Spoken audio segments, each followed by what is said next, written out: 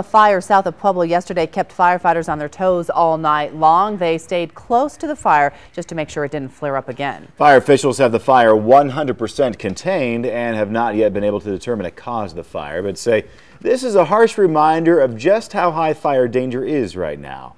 KKTV 11 News reporter Stephanie Ross joins us live from Fillmore and Centennial. Steph, people are going to need to be extra careful this weekend.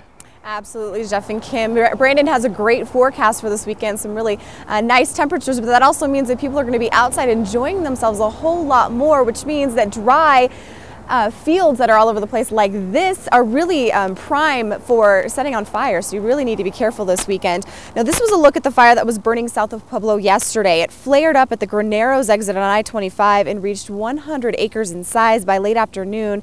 Now, it may be colder than it was a few months ago, but the fire danger is much, much higher now. During the summer, we had more moisture and higher humidity. As you can tell right now, the humidity isn't as high as it should be for this time of the evening.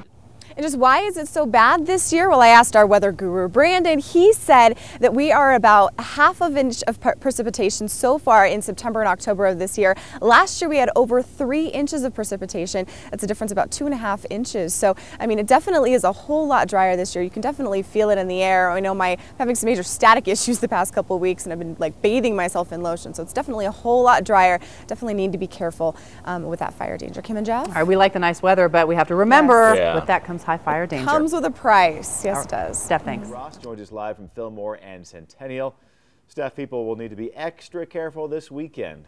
Well, that's right, Kim and Jeff. I mean, Brandon's got some great news for us with those high temperatures, but that means that people are going to be outside really enjoying themselves, which also means that dry areas like this field are really high risk for fire danger. I don't know if you can hear just how dry it is right here. Now, take a look at some of the video from the fire from yesterday. It burned just south of Pueblo throughout the day. Fire officials say that even though it is mid-November, the fire season is alive and well in southern Colorado. I wish I could tell you when the fire danger would end, but right now we're just kind of waiting for snow.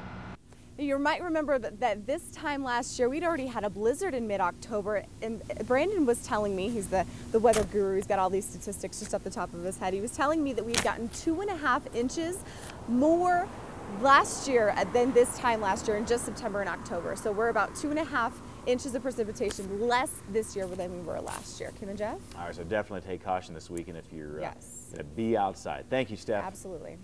Well, they struck fear in people Halloween morning.